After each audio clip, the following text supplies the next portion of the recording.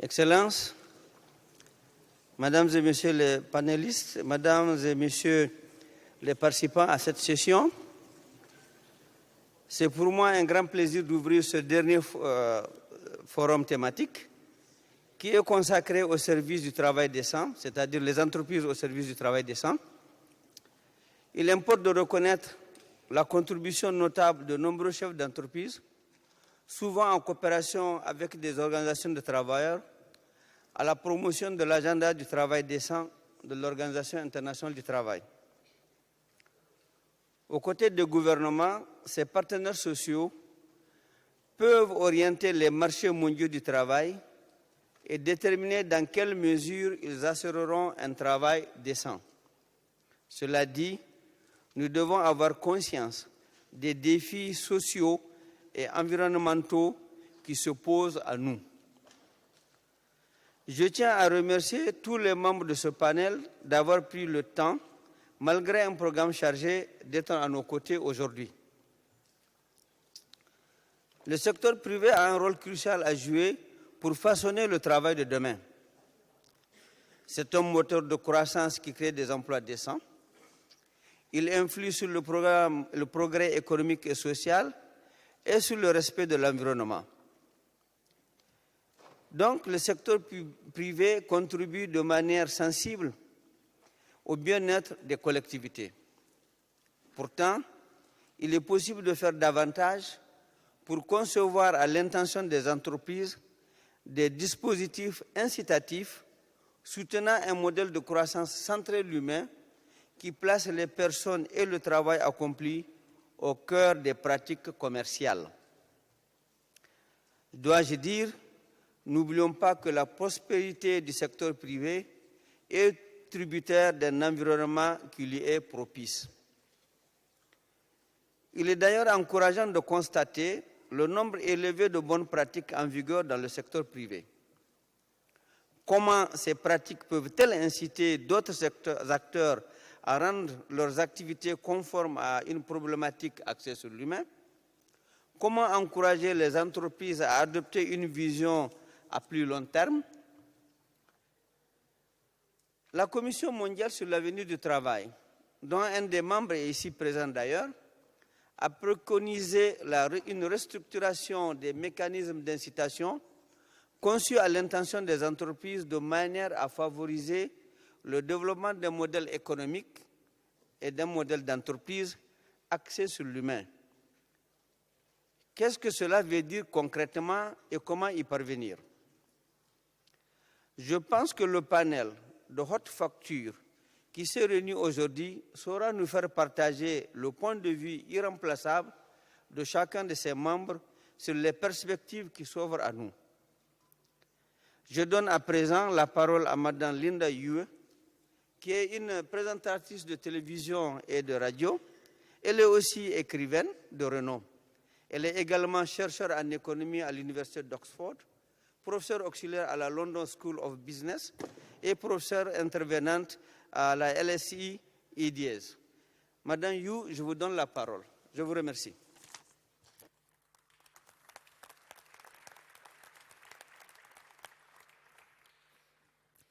Thank you very much to Mr. Musa Umaru for opening the session so splendidly. Thank you very much indeed. And thank you to all of you for being here to discuss what I think of as one of the very key components if we are going to get a future of work, which is decent work, which is to talk about the ways in which businesses can work together with workers to achieve that. So in this session, we will be looking at what is the contribution of the private sector to full and productive and decent work. We're going to look at the kinds of policies that are needed to support the development of sustainable enterprises. We will delve into the ILO's Global Commission on the Future of Work and think about ways, practical ways, as Mr. Umaru has said, to achieve a human-centered way forward. And then finally, we will also look at entrepreneurship, one of the key factors in creating jobs and as an engine of economic growth. So the this panel, I'm going to introduce them in a moment. We are going to have a discussion, and then there'll be a chance for all of you to pose your questions to the panelists. And let me stress, we are, at the moment, being live streamed. This is on webcam to those of you who are watching from around the world. Also welcome to this session, and to all of you there and in the room. If you'd like to contribute to a public discussion, please use the hashtag ILO100 and the various different formulations of that in different languages as well. So let me now introduce the panelists before we delve into the discussion. So Richard Sammons is a member of the Global Commission on the Future of Work that we've just mentioned. He's Managing Director of the World Economic Forum. Laurent Frezé, he told me the X is pronounced, and I've somehow still managed to go my version of French. Executive Vice President of Nestlé. We also have Gustavo de Hoyos Walther, President Nacional of the Confederation Patronal de la República Mexicana. Jacqueline Baroncini, International Union of Food, Agriculture, Hotel, Restaurant, Catering, Tobacco, and Allied Workers Association. Jacques van der Broek, the CEO of Randstad. Stephen Cotton, General Secretary of the International Transport Federation. And Jumoke Adekaye, Youth Representative, founder of the Young Business Agency. Fantastic panel representing businesses, workers, and youth. I'm glad we have one youth on here. Sometimes I feel like we're a panel of non-youth. That's my term for the rest of us. So I want to start off with the big question which is motivating this panel, which is what is the potential contribution of the private sector to full and productive employment? Now, Rick, I think I should start with you, since you are part of this global commission with these recommendations that have come forward. What do you see as the potential contribution of the private sector?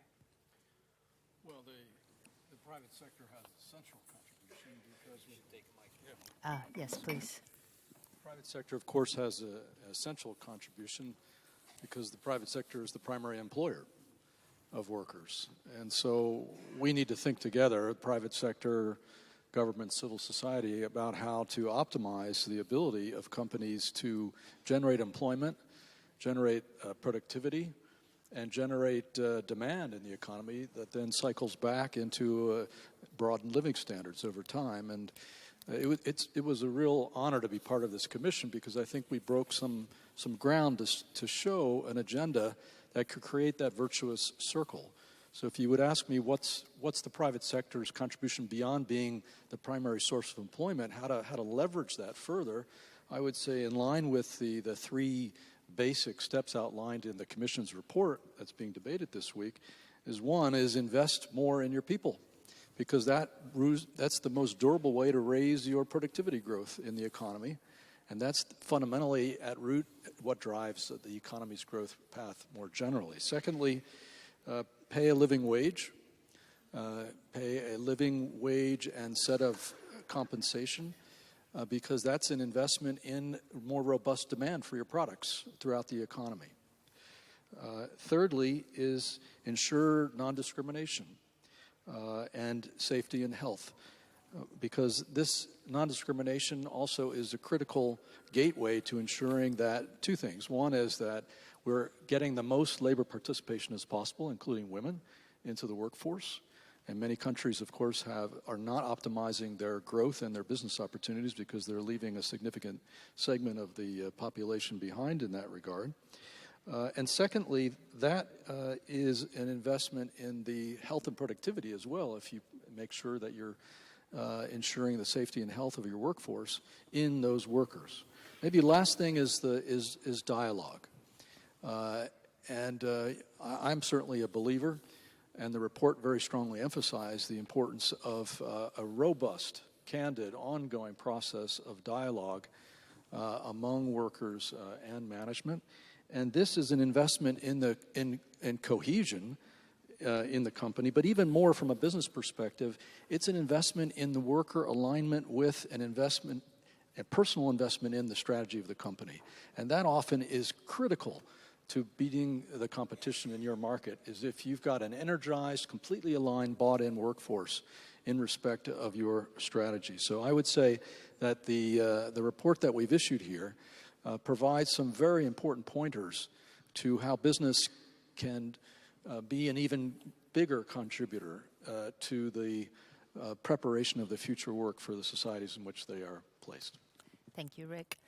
Jacqueline, can I turn to you in terms of what workers would like to see private companies do to create decent work?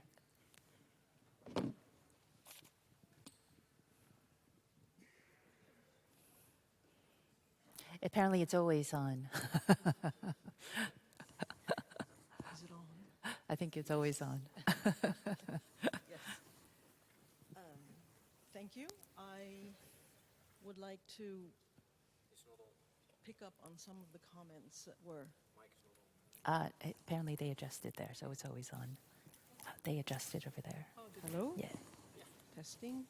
I would like to pick up on some of the comments of my co-panelist, particularly about dialogue. Of course, we, as trade union representatives, we are in favor of dialogue between workers and management. But dialogue often becomes a one-way street unless... Dialogue is often a one-way street unless it is structured within trade union structures. We all know that freedom of association and the right to collective bargaining are fundamental rights. We don't have to repeat that these rights exist. What is important, however, is access to these rights. And we call on business to ensure that workers have access to freedom of association and to collective bargaining. The IUF spends a lot of time, and particularly recently, trying to resolve, together with companies, issues of access, particularly in countries where the right to freedom of association, the right to collective bargaining, is not adequately protected. We are making progress. This is an ongoing procedure. And we'd be happy also to work with more companies on this very important issue. Thank you. Jacques, can I turn to you on the same question, the contribution of private enterprises? Outline your thoughts on it. Yeah, so we are the world's largest private employment agency, so we are the private sector. We also play a role in putting people to work. What you see is there are huge differences in labor markets. There are huge differences in public and private. So what we do see is the recipe for success is public and private sector working together. What companies like ours have is insight in where people are still available in the labor market compared to the demand. And there's going to be a huge mismatch. Again, this is different if you talk about the US or Europe or Africa. But when you talk in the US, for example, 90% of the new jobs is creating in the urban areas, whereas unemployment is in the rural areas. So, there's policy to be made, and we very much would like to do that together with the government. In Europe, there's huge shortages, and again, skills mismatch. And we run the risk of the mid disappearing. So how do we battle that? Again, in a mix of training. We as a company trained 300,000 people last year to get them apt for the labor market. And again, in Northern Europe, you see more public-private partnership on the labor market than in Southern Europe. And you also see, not coincidentally, the levels of unemployment being different. So that's a huge one. Then immigration. We talk a lot about immigration. I think, by and large, immigration has by far too much of a negative connotation. Immigration is what all countries have gone through for centuries, and almost every industrialized country needs immigration. But you need to take care of people, you need to train them, you need to house them, and that sort of thing. So again, working together. And lastly, it's about, and I think the gentleman next to you said that, it's about long-term planning. If as a company or as a country you don't have a vision of a long-term planning for your labor market or for your workforce, you're going to be short. Lastly, for everybody in the room, nobody's going to be sure to work throughout his whole lifetime. So even if you're in a fixed job, you're not sure. So you need to constantly be aware of your future and your capabilities in today's labor market. So there's work to be done for everybody. But data, the availability of data, I think, is the big breakthrough. We now know what labor markets look like, where people are, and how they need to be trained. So let's work together on that.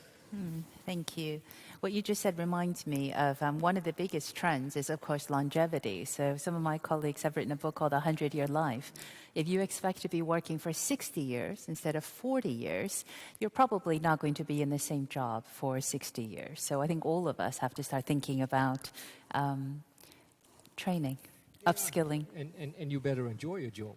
Because without 60 years is a long time to be in a job you don't enjoy. Yeah, right, right. And we do see people, nowadays people change jobs 4 to 5 times. Yes. We think millennials and generations to come, it will be more than 10 times. So again, that advocates more flexible, more fluent labor markets and more fluent labor contracts. Labor contract with a company is a bit of an old concept, so to say. But still, you want to be insured, you want to have a mortgage, you want to have a long-term pension. So how do we adapt to that change as a society?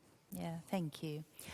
Gustavo, can I turn to you to give your perspective on this question as well?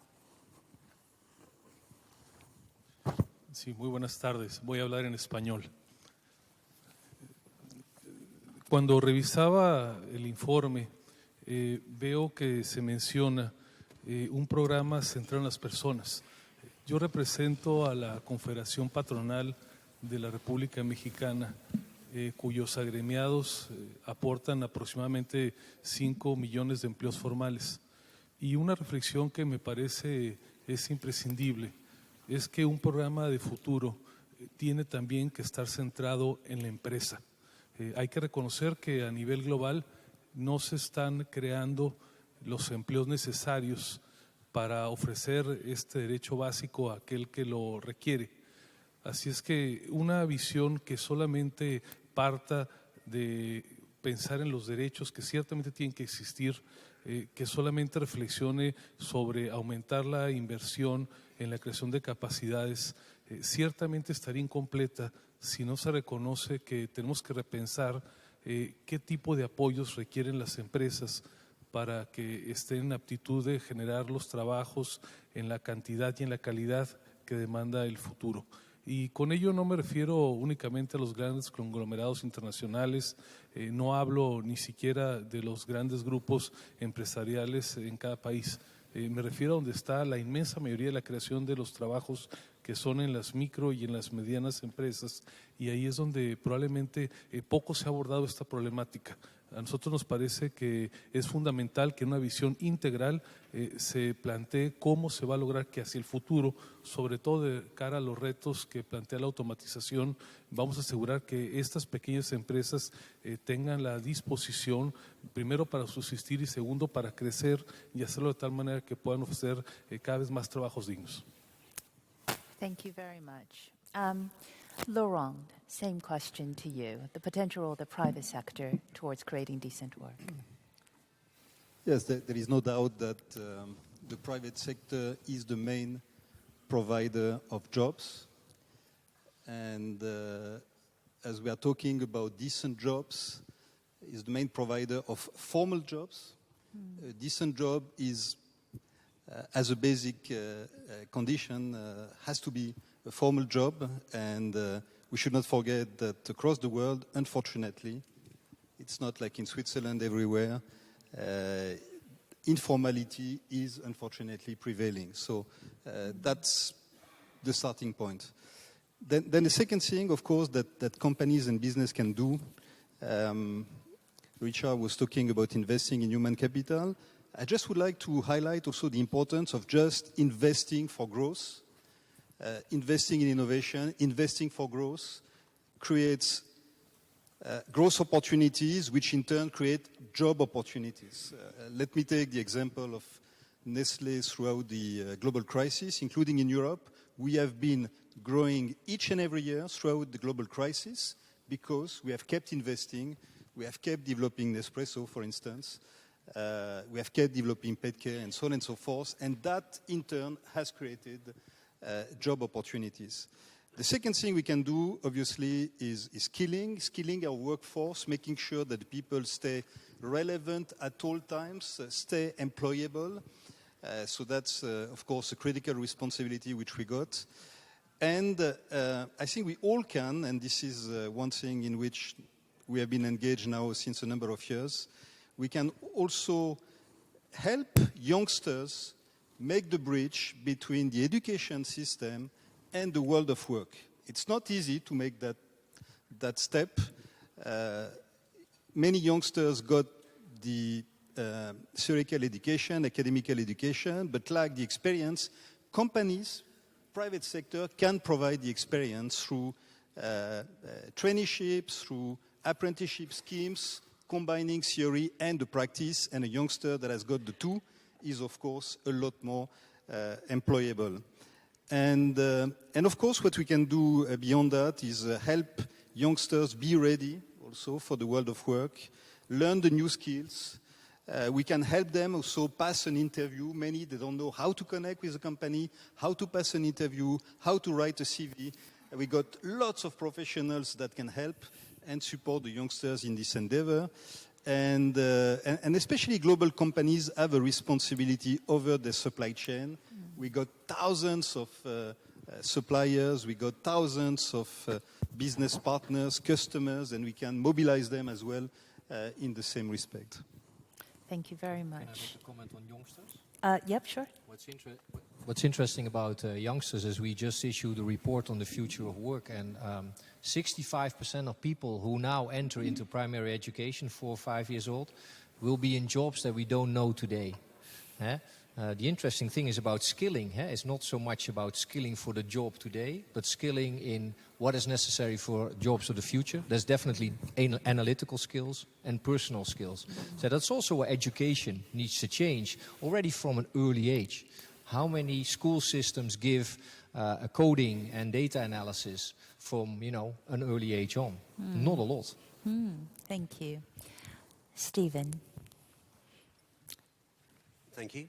I think it's a benefit. So good afternoon, everyone.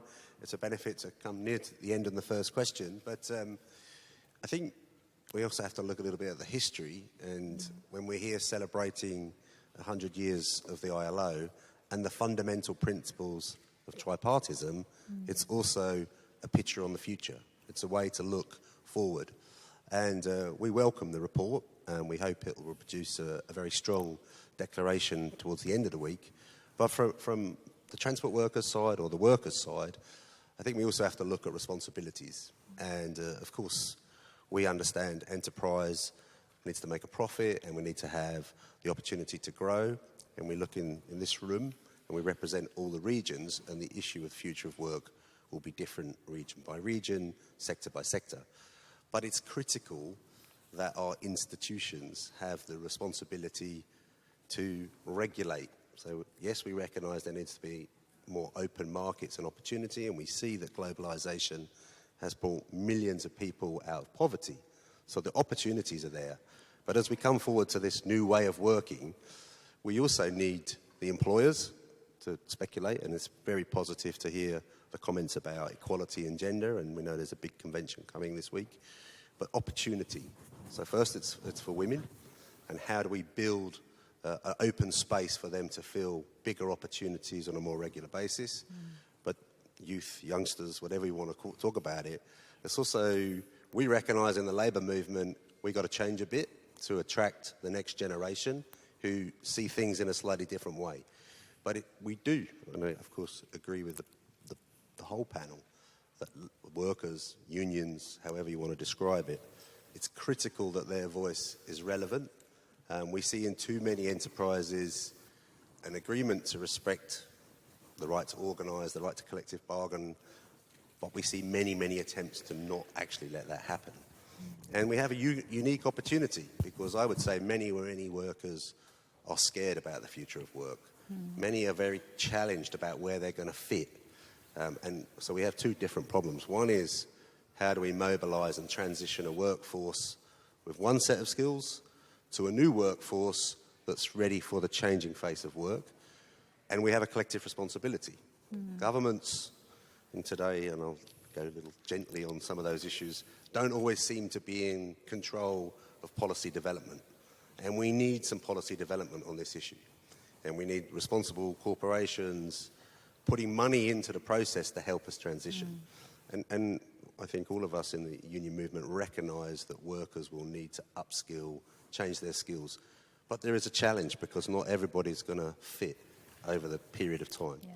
We don't think automation and the change of face will come as quick as many predict, but we need policies and we need cooperation, and we need to respect our institutions to deliver that. And when people don't comply with the regulations, there needs to be a consequence. And that's also an issue, because we can all agree to the future, but if the corporations, the good corporations that invest, if their competition isn't investing and isn't being socially responsible, then there needs to be a reaction from the institutions.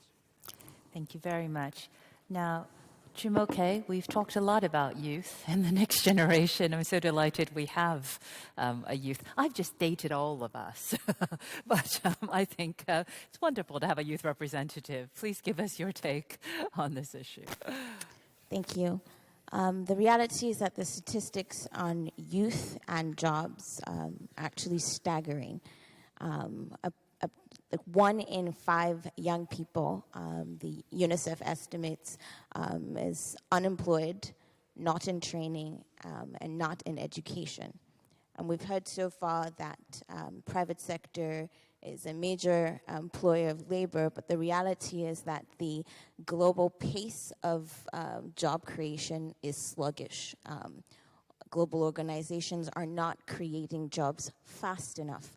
If we think about sub-Saharan Africa, where more than 70% of the population is under 30, you do want to have a vision for the future, but you recognize that you have what some have called a ticking time bomb, where you have young people who are energetic, are ambitious, are hungry to make a living, make sense out of their lives, have access to the internet, social media, can see how others in other parts of the world are living, and wondering why they won't have access, equal access to these opportunities.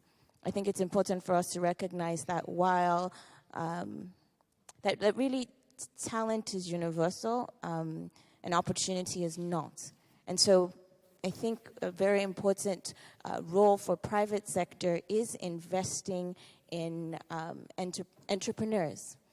It's really in basically investing in high growth enterprises that can create jobs much quicker than micro or small and medium enterprises. And it's important to invest in schemes such as startup accelerators, for instance, or R&D incubation or innovation centers, partnering with tertiary institutions and providing an opportunity to harness the potential that you see in many young people under 30. And so while on the one hand, we're talking about reforming the educational system, or ensuring that current workers are upskilled so that they're prepared for the future of work, there is a significant number of young people that are looking for work, and entrepreneurship provides an opportunity to engage them proactively and ensure that they are not left behind. Thank you. We will certainly come back to entrepreneurship. Now, before we move on to talk about entrepreneurship and sustainable policies to help sustainable enterprises, I just want to get a take from some of the panelists, perhaps not all the panelists, as to what business practices, how can we align those with a human-centered growth model the Global Commission has focused on. So obviously a few of the recommendations include lifelong learning. It includes giving people social security from birth to the grave. So can I get maybe just one business practice that the panel would like to see that can align with these recommendations? Rick, I feel like I need to go to you because you were on the commission. So, well, this is primarily an investment agenda. Sorry, yes. This is primarily an investment agenda. And so it's important for the boards of companies and the management suite to think very carefully about the codependency, if you will, the mutual benefits of this new, more human-centered model of driving growth and development. And so in my earlier comments, I tried to draw the link between the decisions that the company takes at the micro level to drive investment and how that can ripple across the economy if it's done at reasonable scale in a way that creates that virtuous cycle. So on the practice level, you can go even more micro, which is your question. In the specific areas of investment, we had quite a discussion in the commission about whether business practice and accounting practice and tax rules are really in sync with the reality that it's talent that is driving, talent and innovation that is driving value creation in the private sector. And there was quite a robust discussion about, well, you know, most of the accounting structure and the way we think about business value creation is about capital formation in a way, but physical capital formation and how you financially mobilize the resources to do that. But if you follow the logic of this commission report and this discussion here this week to its logical extension, then the board and management should be looking very carefully at what its agenda and trajectory is for investment in different parts of its human capacity in the firm, and how it's disclosing that as a matter of the corporate performance, and thereby feeding back into the strategy of the company in this regard. Now, I know that this is maybe somewhat new for many firms, but I think this is going to be increasingly part of what will be considered best practice by way of management and disclosure and strategy setting and accountability in the board. So I will this links to one of this flagship recommendations that is being debated so vigorously here this week, which is this universal labor guarantee, which has within it the core notion of we as societies, not just the business community, but we as societies need to find a way to create an ecosystem that enables people to refresh and advance and deepen their capabilities. And moreover, we need an ability for the public sector and the private sector to come together in structures that better match skills across the economy. There are a lot of open opportunities, jobs for employment are not being filled because many societies don't do a terrific job of matching. That's not purely a government responsibility. That's a shared responsibility of the private sector and the public sector, because the private sector knows where the skills demands are and where they're going better than the public sector and the educational community. So this is a second area where a company can think about what is its best practice in being part of improving the skilling and the matching aspects of their economy. Thank you. Laurent, can I turn to you for the one business practice that you think adheres to a human-centered growth model? I know you've talked about apprenticeships, but I don't want to put words in your mouth. So, yeah, we compete and we operate in global market, compete with global companies, regional, sometimes local companies, increasingly startups. And in this competition, it's clear that there is relatively easy access to knowledge, to technologies. I would even say to capital. There is maybe a too easy access to capital. Money has no value in the world of today, which sets another type of question. So at the end of the day, I am absolutely convinced that this is the human capital that will make the difference. Is the way your people are trained, are engaged, motivated, enabled by the organization, by technologies to be creative, to be competitive, that will make a difference. So everything that we can do to make our people motivated, engaged, enabled, makes a huge difference. And it's clear that we were talking about skilling, and in a context where technology is changing world of work permanently, investing in learning and education is absolutely critical. And I come back to the youth. Bringing the new generation on board is also extremely important. There is no better way to tackle the technological revolution that we face than bringing the new generation on board to help us tackle this. So investment in learning and investing in a new generation is absolutely critical. Thank you. Gustavo.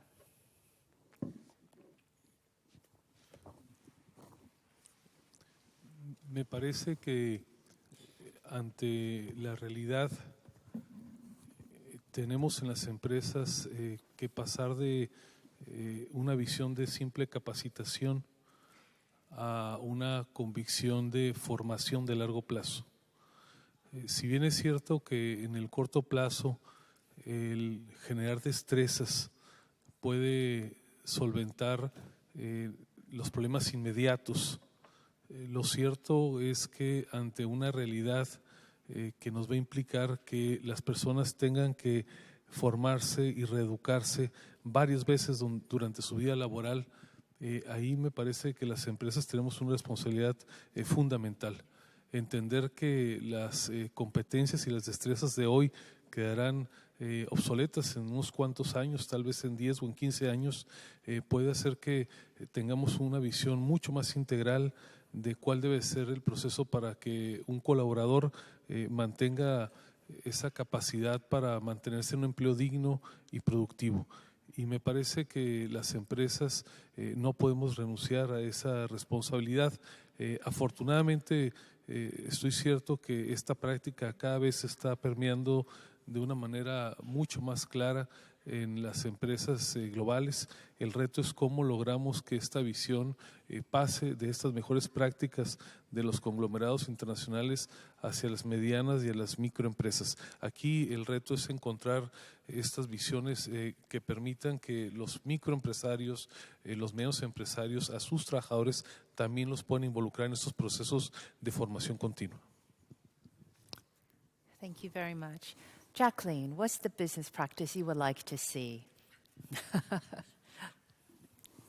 I can't help but go back to the title of this forum, which is Business for Decent Work. And again, to repeat how important it is to keep work decent in the definition of the ILO. We're talking about future jobs. We're talking about upskilling. We're talking about work that is provided by multinational corporations, by work that is provided by small and medium-sized enterprises. But once again, it's important to look at the working conditions in the future and to recall that we have ILO conventions which protect the rights of the workers.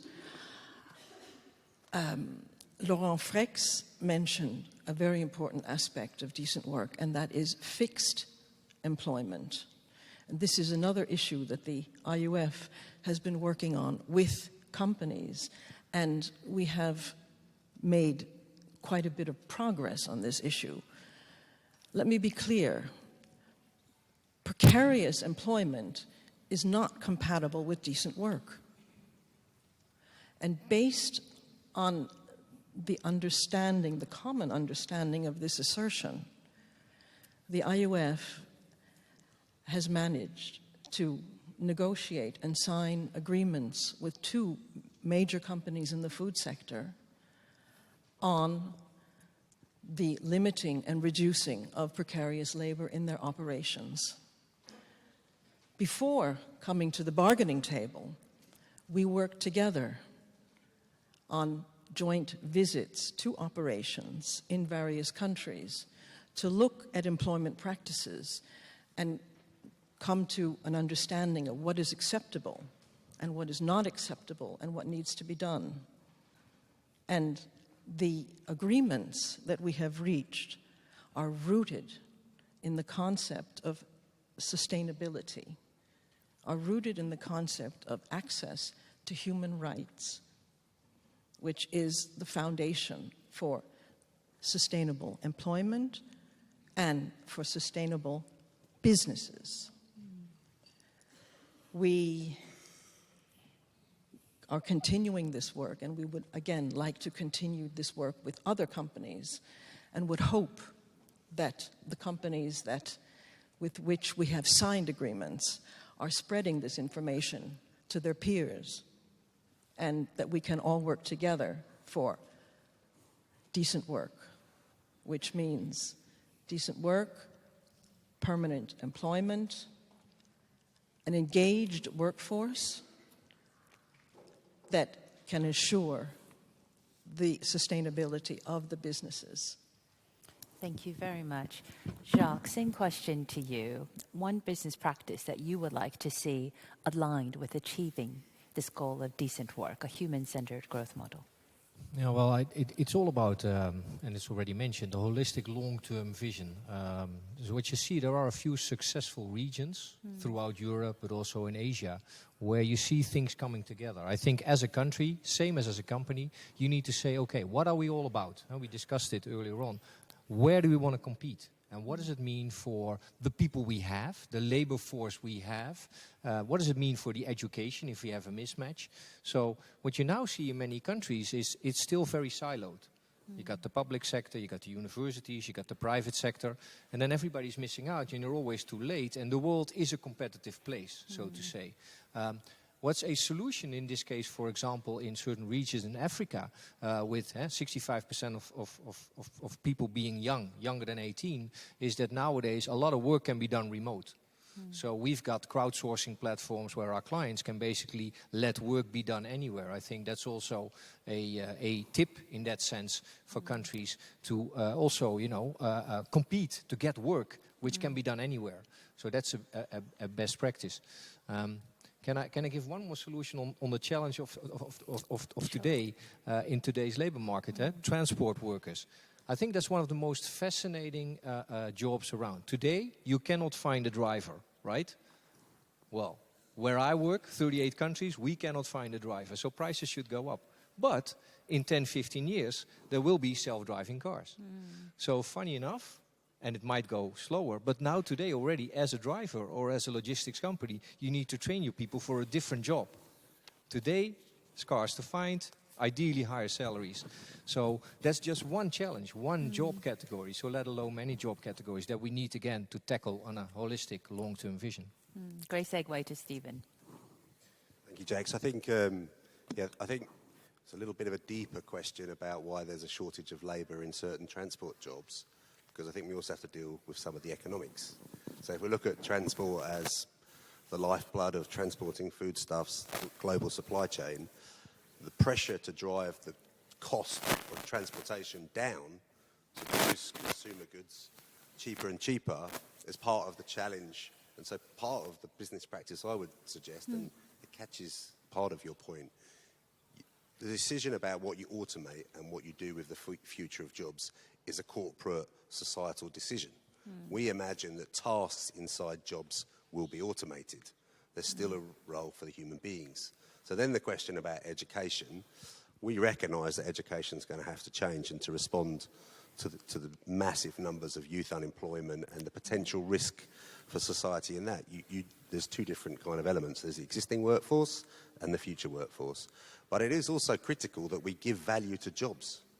And part of that, and I got to come in unsurprisingly on Jacqueline's side, the precarious nature of work is part of the instability, which also allows the ability to drive down the cost of things.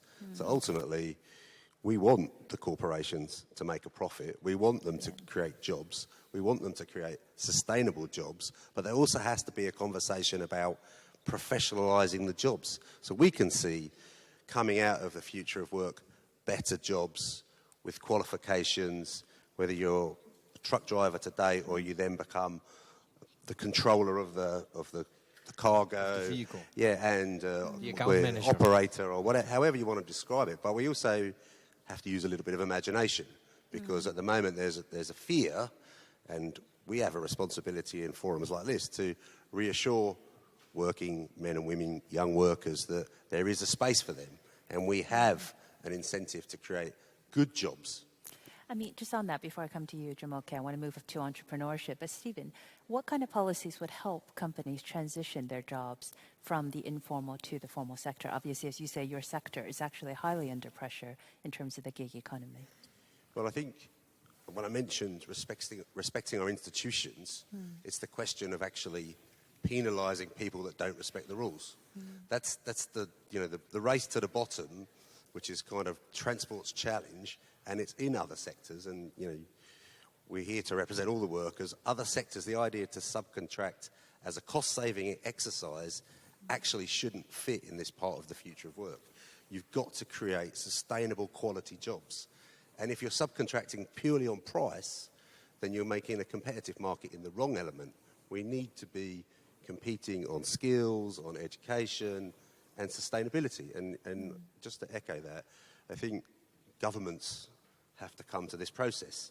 So on one hand, we can talk about the corporates and how they create job opportunity, but the governments have also got to recognise we can either have a very dire situation where large parts of the current employed don't have job opportunities and then become a drain on the society. So we have to put in place investing in the people, investing in different skills, and understand that that's the only way to reassure society. And I think the issue about dissatisfaction, we've seen some very strange political decisions around the world in the last few years. In the UK. We can't get into this. No, I'm just going to just say, I'm from the We don't UK, have so time it's always a little bit of trouble when you go somewhere and say, try and explain Brexit, and it's really you did difficult. You did it. You mentioned the B word. I had to do it. And the reality for us is people don't understand where they fit, and then you see inconsistent decision-making. And our job is to make sure in environments like the ILO to reassure people there's a space for them,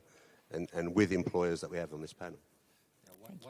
One reason for the disparity is also there's a big divide in many legal systems, labor market systems, between the fixed job and the non-fixed jobs. So where this is way more fluid, you see less uncertainty. It's interesting that people are uncertain, but again, in the study I already mentioned, we're going to be short of people. But it's around mismatch, right?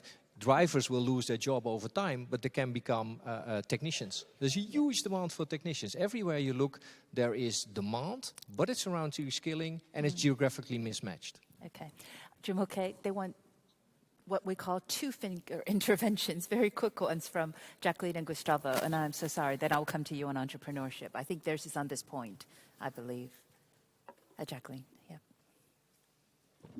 Yeah, I'm good. Oh, no, you're happy to. No, I just wanted to pick up on what Jacques said about the different definitions, legal frameworks around fixed term employment and temporary employment, precarious employment. Yeah. This is the beauty of the agreements that we have reached with two companies, because they go beyond legal systems. And the companies have taken responsibility for the human rights of workers in their operations, regardless of the legal framework, regardless of the country in which they are operating. In other words, equal treatment, equal rights in terms of working conditions, in terms of remuneration, in terms of health and safety. And this is why, again, this dialogue, this negotiation between trade unions and companies is so important. Thank you. Gustavo, you wanted to make a quick intervention, and then we'll move on. Yep, please. Sí, muy brevemente. Me parece que no debemos de estigmatizar la posibilidad de que la tercerización y la subcontratación jueguen un papel relevante para que sigan existiendo una oferta creciente de empleos. Desde luego que debemos de rechazar las formas de tercerización que tengan como propósito eludir el cumplimiento de responsabilidades legales básicas, pero tenemos que reconocer que en la economía del presente y sobre todo desde el futuro, el contar con formas flexibles de contratación, entre ellos la tercerización, va a ser indispensable para que muchas empresas se mantengan y puedan seguir generando empleos. Okay. Thank you. So Jumoke, thank you for being very accommodating, because I did want to come to a final bit, having you in the lead. What can be done to support entrepreneurship, sustainable enterprises? Yes, thank you. Before I answer those questions, I wanted to address 2 points very quickly. I wanted to first respectfully disagree with Monsieur Laurent on his comment on too easy access to capital. I do think that perhaps for the privileged few, there is that what might seem like relatively easy access to capital, but in many climes, a few things are mitigating access to capital, both for entrepreneurs and also young people who want to get access to training, learn management and business systems, could be political structures and the likes. But I think it's important to recognize that we know that our world is very unequal, and the inequality is both financial, economic, educational access. There is something to be said about that, and I think it's important to underline it. Also, in terms of business practices, I think something that would be great for us to talk about is improving the world of work for women. I think earlier on today there was some allusion to achieving wage parity.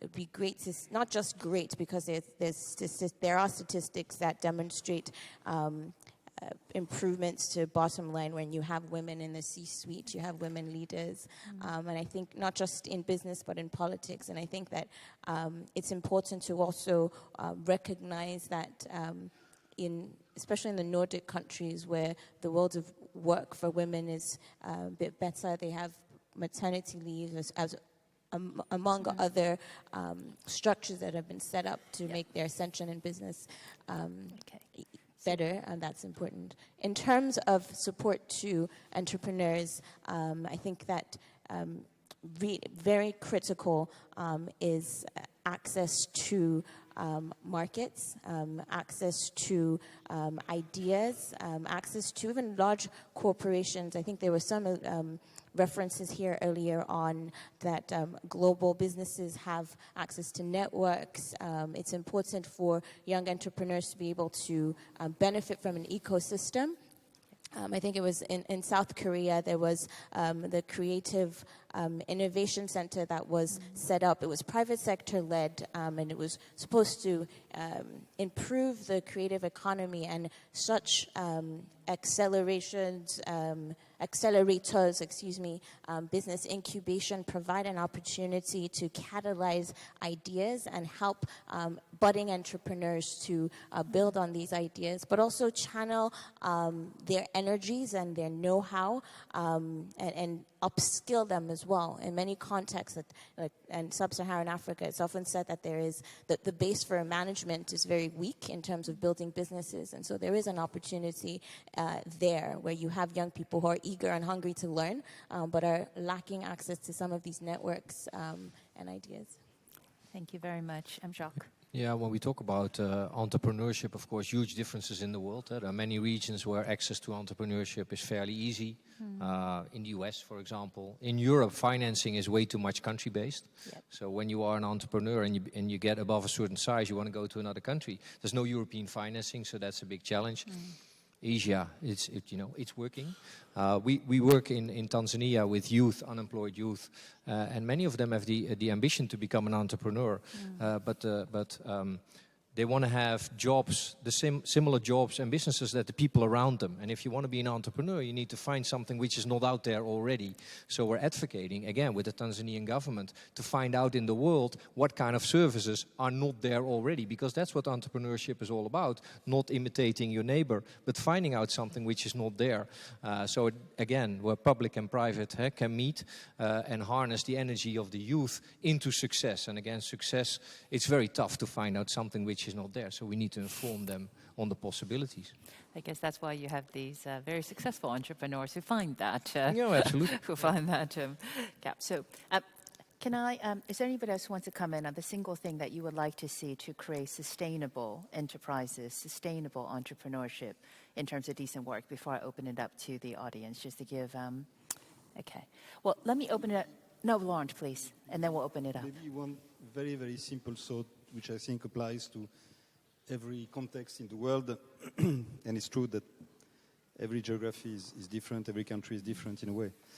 But there are a few very simple rules that can help build up sustainable economies and sustainable companies, sustainable entrepreneurships. And it's not a question of natural resources. Again, that can apply to anyone. Number one is the rule of law. It's very simple, but if there is no rule of law, very difficult to develop any undertaking and make it sustainable. The second one is infrastructures. So that requires investments, of course, but this is essential to economy and human activity. And the third one is education. So if you want to make economies, countries, societies, companies thrive, those are the three critical components. Yeah, thank you very much.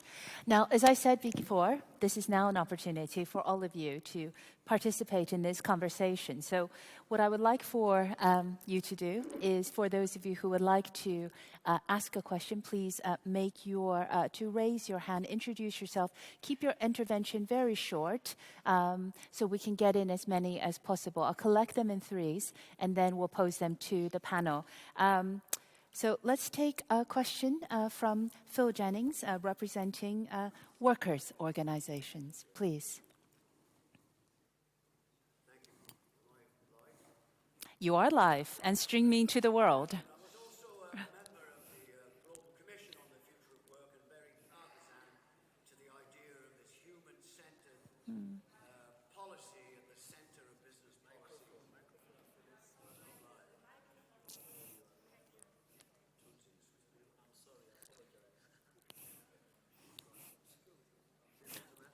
It's okay. We've all been there. Get to get the microphone to work. No. Okay. Okay.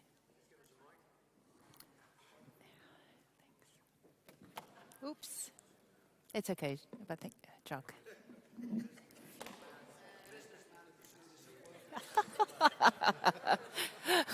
It's all about partnership here. Good afternoon, everybody. My name is Philip Jennings, and I was a member of the Global Commission on the Future of Work, and clearly also a partisan for this idea of the human-centered approach, not just in public policy, but in business policy. I think it's a really excellent idea for the ILO, for the governing body, to have these thematic discussions, in particular about the role of the private sector and business. I think this is essential. My question is, for me, it's soft, but for others it might be sobering. And it concerns the due diligence. The due diligence. Okay. And why is business performance so woeful and inadequate and poor when it comes to the application of due diligence measures in their business operations? Due diligence in business is a well-known concept in finance, in contract law, in clients, and also in mergers and acquisitions. So the idea in 2011, when the UN Guiding Principles were first published and unanimously agreed that due diligence would find a safe haven, if you like, and a practical haven in the world of business. We have a situation where the G7, the G20, the European Union, the OECD, the European Union, and many governments are asking for more due diligence in the business sector. The problem we have is application. The UN themselves have drawn attention to this, and a recent study of 4,600 companies showed that just 5% of them had due diligence practice in place. Great so my question is, how do we give the electric shock to the business community to get serious on the due diligence side of it? Hasn't the time come for a binding treaty? And above all, stakeholder engagement can be achieved through more global framework agreements between business and employers. That's a very short question for me, by the way. Which is greatly appreciated. Thank you very much indeed. Can I invite Mr. Mtuzi Midwaba to have your intervention from an employers organization. Thank you, Linda. I'm always happy to speak after Philip because I'll definitely be shorter. But he spoke for 2 minutes, so I'll speak for a minute and a half. So, you know, having had a conversation with Klaus Schwab of WEF yesterday at an IOE meeting, and we talked about how the world needs to change and how we do need to have innovative way of having change. And provoked, I think, by Philip's question on the human-centered agenda, I would like to focus on a human-centered outcome rather than an agenda, because, you know, there's a lot of rhetoric about agenda, but for me, I think what we want is an outcome. So if you look at proactive policy making, youth-centric thinking, women thinking, keeping in mind issues of informality, you know, issues of social protection, issues of linking labor market realities to education, skilling, reskilling, and upskilling, intersection between human-centered outcomes and artificial intelligence, and managing the intersection, especially in the developing world. How do we get the ministers of labor? I've asked this from my colleagues in the Global Commission before, but never got quite the answer that I'm looking for. To work with ministers of finance and ministers of the economic cluster to have more power, to have a bigger budget, because they actually have very little power at home when they get back home, and they need to make sure that people are looked after, because ministers of finance are the ones who are in control and the economic cluster is in control, but not ministers of labor who come to the ILO. Great question. Thank you very much. And that really was less than a minute and a half. Yeah, thank you. Can I invite a question from a representative of governments in this first round of interventions? If you could make yourself known, that would be, yes.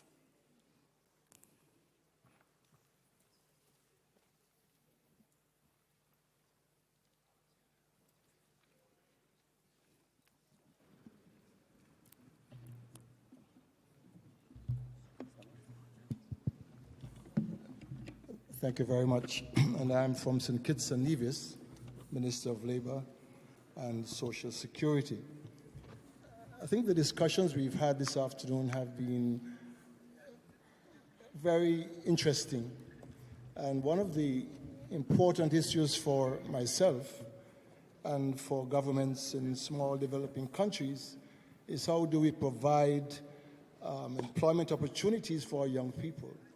And we heard from the representative of youth about the question of training and opportunities for entrepreneurship. Now, I would like to suggest that one of the areas of dealing with the business of entrepreneurship, because young people, because of their interaction, they do have ideas. They would like to get into new areas of creativity and economic activity. But as you heard, the matter of finance. Now, how difficult would it be to get a fund created for access from the young people if they have a business idea which is bankable, which could create employment for themselves and for others, and enable them through support to establish that entrepreneurship and that skill development? Thank you very much. Thank you very much. Terrific set of initial questions. Can I invite the panel to respond? Stephen. I'm not sure I'm quite in a position to respond to the questions of governance and finance versus labour, but I do think there's a question there about how do we empower through organisations like the ILO, through sessions like this, and cooperation, whether it be through framework agreements or other models, to build sustainable pots to invest in different parts. But I think, Phil, I have to respond to Phil's question because it was a very short Phil Jennings question, so I'll have to honour that position first. But the second position is a little bit like when we leave regulation or due diligence or auditing to commercial bodies, we're also leaving ourselves exposed to the commercial markets. So the ITF, in talking about transportation and talking about the price, the initiative to put price down of transportation, we've been working with a number of multinationals about doing a sort of bottom-up due diligence model or auditing model to ensure that as governments have stopped investing into their labour inspectors, there is a gap in the market. Now, we see too many corporates. We had the conversation about equity and value and reports. But we've been working with a number of multinationals who have so many supply chains, and I think Laurent mentioned it. Of course, you're very exposed. Corporations make political statements around the Millennium Goals, around social contracts, but the reality is we don't have in place the mechanisms to regulate and ensure that the good companies are the transposition between what they pay is finding its way into the hands of the workers across the whole process. So we in the ITF and the IUF have been working with multinationals to put in place regulatory frameworks, perhaps from the vision of the worker, to be able to ensure. Now, it has to be built on trust, has to be built on a method of mutual respect. They're actually trying to solve the problems, and we tend to describe it as coalition of the willing. And there are good employers who want a level playing field, who want to be in a position to ensure that they can give permanent, secure employment, permanent employees. So that's a challenge for all of us, I think, to find how do we empower the policies coming out of the ILO back into and convince the finance ministers that investing in work, good quality work, decent work, is the only way forward. Thank you very much. Jacques. Yeah. And then, yeah. Is it working? No, it's not working. That's apparently very complicated to have a few mics on. Maybe this one? No? Yeah, this one works. So what's interesting is, of course, we as a company, we are in labor markets every day. And I'm not talking, developing countries. I'm talking Germany. I'm talking European countries where every day we see, indecent work, informal work. And you mentioned labor inspection. And labor inspection for a finance minister is a business case. We provide you with the data, you just go out, you inspect. And the platform economy creates jobs for, European jobs for €10 an hour. And that doesn't work, right? These should be jobs through the likes of us or fixed jobs, whatever, for like €20 an hour. The data are there, and together we can enforce. And I don't know if it's the labor minister or the finance minister. I think the labor minister appoints the inspectors, and then the finance minister just counts the money. So I think that's a great division of tasks. And Phil, that goes for your due diligence, right? We're not into blue-collar work in many regions where we can control that situation, but we can control informal work. We see that every day. And we need to work together on that and bring that to the forefront in well-paid, decent jobs. Thank you. Rick. Yeah. So just wanted to try to respond a bit to the provocative question earlier about how can labor ministers who don't seem to be at the center of attention often in governments get a little bit more of priority, if you will.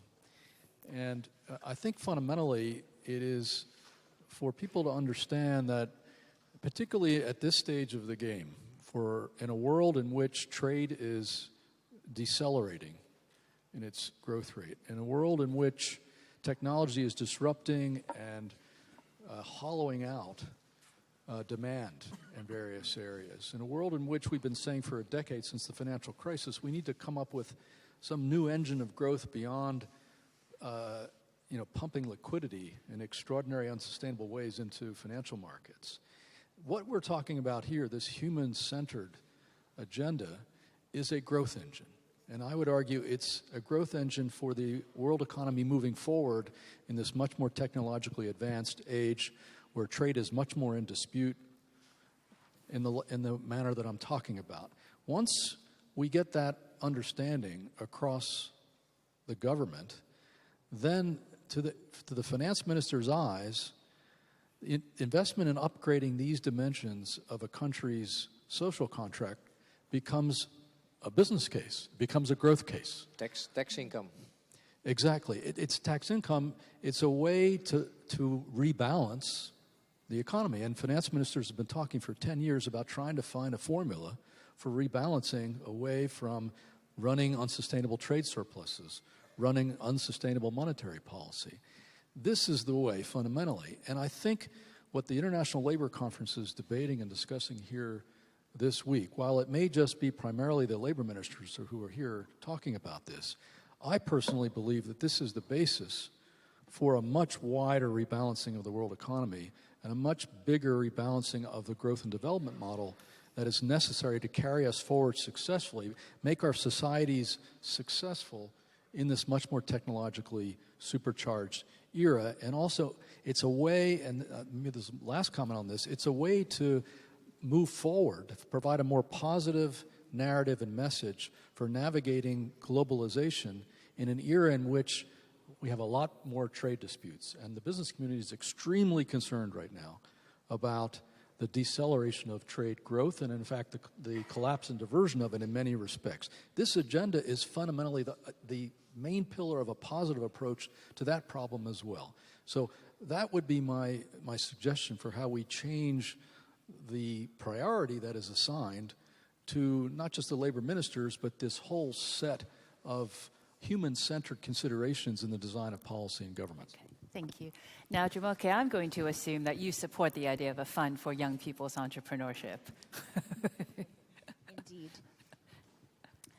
Indeed. And there are many opportunities depending on, of course, the geographic context where a fund can be set up. I think about Nigeria, where I'm from.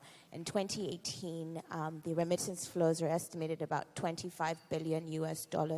There is an opportunity there, whether it's to create a youth innovation fund, some sort of entrepreneurship bond, whatever it is, that provides an innovative financing mechanism as a way to encourage and boost entrepreneurship.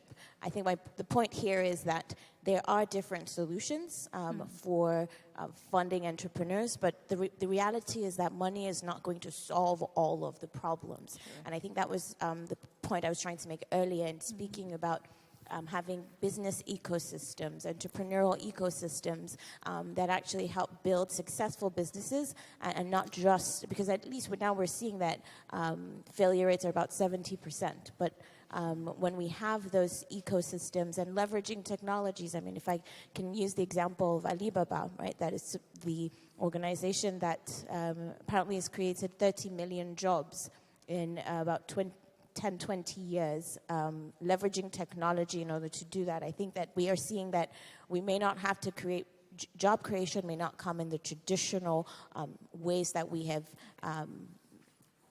seen or looked at, and we should be open to other opportunities to create decent jobs again for young people. Thank you very much. We have time to get in one more round. I'm going to invite interventions from the floor. Again, if you could please introduce yourself and keep your question concise, we'll pose it to the panel. So I've got two gentlemen here and we're going to take four, because I see a gentleman here and one in the back. And a lady. We're going to take five. If everyone could please keep it really concise. Otherwise, there'll be no chance to answer. So we'll just go around the room. So please. Thank you very much to the panel for their remarks. My name is Juan Carlos de la Vega, and I'm from Mexico, and I'm part of the representative of employers. And I have a question that I would definitely like to know your view about. You've spoken about employers' contribution and business practices. And the question is, what do you think about participating employees in the profits of the business? Thank you. Is that participation in profits something that is welcomed by the businesses? Is it something that you think is part of the decent work culture? Is it something that could engage people into, and definitely has nothing to do with the living wage? Sure. Thank you for the question. Very good question. You, sir. Chris de Meester from the Federation of Employers in Belgium. My question is, how do you operate in countries or regions where there is a clear lack of governance, where there is corruption, a corrupt labor inspectorate, etc.? What safeguards do you try to build in? What challenges do you face? And what could be done to assist you in working in those conditions and circumstances? Thank you very much. Great exemplars of how questions can be so good and concise. And there were questions. We are going to get everyone in. The lady here. Muchas gracias. Soy Marta Monsalve de Colombia, del sector empleador. Quisiera plantear unas inquietudes en el sentido de que no he escuchado que las empresas se acerquen a las universidades y institutos de formación para decirles qué van a necesitar hacia el futuro, de acuerdo con los planteamientos de desarrollo que tengan. Se menciona igualmente que el medio ambiente generará muchos puestos de trabajo. ¿Qué tipo de personas vamos a necesitar? Y además, el fenómeno demográfico del envejecimiento poblacional requiere formar personas cuidadoras y tampoco he escuchado nada al respecto. Muchas gracias. Thank you very much. Thank you. The gentleman in the back. Tony Santamaría, representante del Movimiento Mundial de Trabajadores Cristianos, una organización no gubernamental. Quisiera hacer la siguiente pregunta a los representantes de las empresas y a los empresarios. ¿Comparten ustedes la opinión, comparten ustedes el pensamiento de que los trabajadores de sus empresas, cada uno de sus trabajadores, es el valor más importante que tienen en sus empresas, que no hay ningún otro valor por encima de ese? Thank you. And the gentleman here. Good evening. My question really is addressed to the young panelists representing the youth. We've done a wonderful job so far. And my question is this. In the Bahamas, we do have problems with youth really participating in unions and saying the relevance of unions, and wondering what can we do to engage the youth to have the passion that their forefathers have through the years. Thank you very much. Great set of questions. Can I invite the panel, Laurent, to answer first? Yes, on the question of do we consider that the people we employ are our main capital? There is absolutely no doubt. I think I already made the point that a workforce of quality, motivated, engaged, enabled is the main differentiator that we got to be creative, to be competitive, to be innovative in the marketplace and to make a difference in the marketplace. So the answer is yes. It's absolutely the single differentiating factor among especially large companies, and the set of values in which they operate, of course, is also part of that. On the question regarding incentive frameworks and the idea to share profits, I think this was your question. I think it's good to have motivated and engaged people. It can take different shapes, but I think it's certainly good that people see a result of their contribution, of their efforts above and beyond their base salary. It's certainly a best practice, and I don't see any downside to that. On the question of corruption, if you allow me, because we operate across countries in the world, I think the critical point there is to have a compliance framework which is absolutely crystal clear, not to leave any space for the gray zone, because the issue is the gray zone, and ethics can take very different forms according to countries, environments, values. So there should be absolutely zero space for ambiguity so that people understand in which framework they do work. Now, being huge companies, large organizations, we are exposed to potential issues, and this is where we need indeed a strong due diligence framework to be able to investigate, and we count, of course, on partners as well, or whistleblowers to highlight issues, and there we have an obligation to intervene and to address issues that can be identified. I would like to, because there was the question, what are the mechanisms? I think, number one, investors and especially board of directors have a critical responsibility in making sure that the framework in which management operates is well defined, the set of values, the compliance framework is well defined, and that there is no place for ambiguity. And when there is an issue, there is an obligation to investigate and to intervene. So that's number one. The second thing, which is very, very important, is that, and this is the evolution of recent times, today consumers are much better informed than what they were in the past. Citizens are much better informed than what they were in the past. There is a lot more transparency, and technology will enable that even more in the future. So I think consumers are interested in knowing how the products have been made, how they have been sourced, if ethical and responsible sourcing practices have been applied. And increasingly, technology will make it possible to give that transparency. I'm thinking of blockchain, of course, but I'm thinking of other simple technologies that will give that transparency and that visibility. So on the one hand, board of directors, on the other hand, consumers empowered by technology will impose to companies to work in the right framework. Thank you. Can I do Jacques? one of the jobs of the future? Yes, please. So jobs of the future, again, you can read in our report, but there's 3 types of jobs, but they are all qualified by the fact that within the job, the core of the job is something that cannot be taken over by artificial intelligence. So it's very close to what a human can do, human capabilities, either on a high intellectual property, or someone mentioned taking care of elderly people, for example. So 3 types. First one is frontier jobs. Those are high technology jobs that take us further along as society through research and development. The second one is last mile jobs. Those are jobs in logistics, transport, contact centers, but also jobs of the future are like kids content taggers. Afterwards, you can ask me what that is, but those are jobs related to the emergence of social media. And the last one is wealth jobs. You know, we are wealthy, and there are a lot of jobs around taking care of kids, taking care of homes, taking care of people, and we're going to be short on people. Lastly, to sharing the wealth.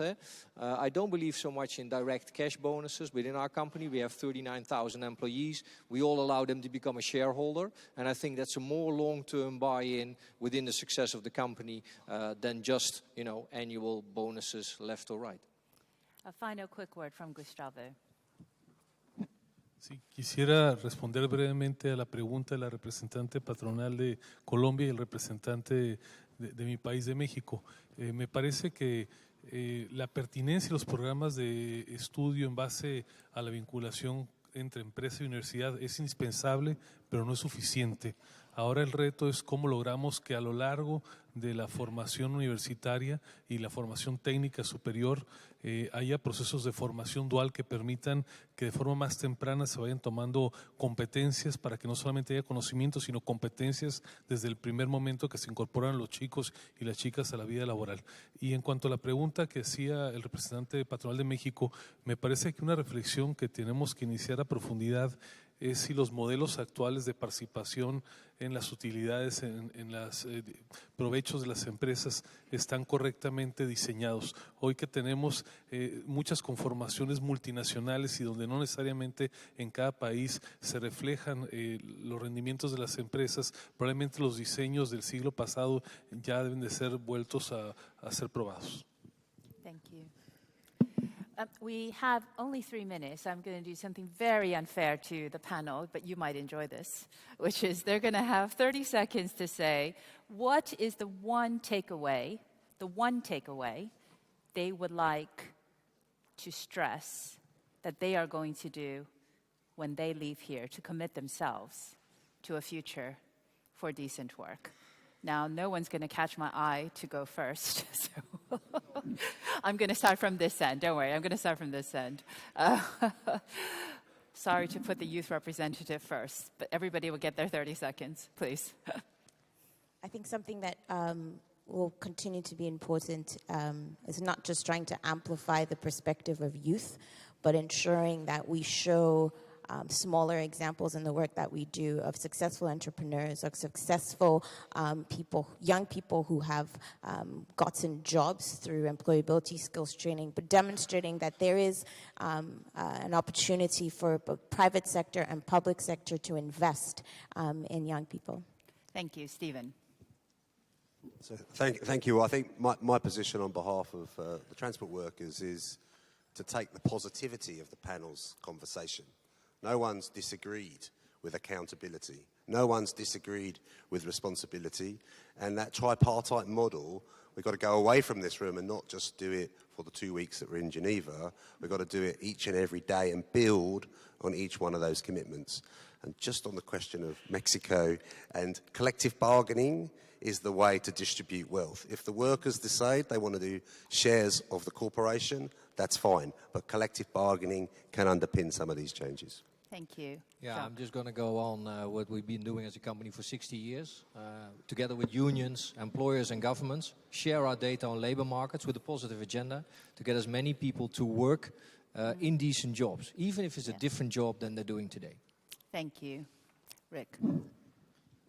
Well, I work for a multi-stakeholder organization, a public-private cooperation organization, and the ILO is the world's, I guess, original multi-stakeholder international organization. So I think what I would say, wearing the hat that I do these days, is that I would want to commit to help the World Economic Forum's communities and platforms to do what it can to advance this notion of a more human-centered model of economic growth and development on the one hand, but also business practice.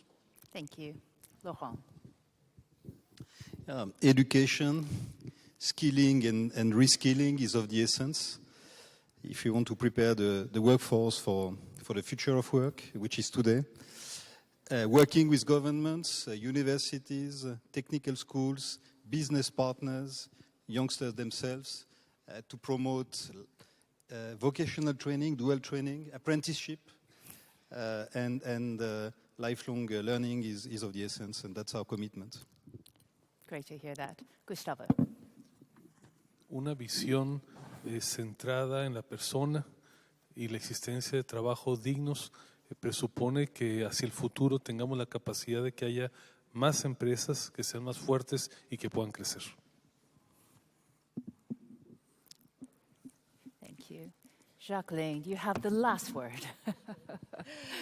We will continue to work with our affiliated unions, with other international trade union organizations, to insist that the ILO has the resources to put behind its efforts to ensure that the fundamental rights at work are being respected.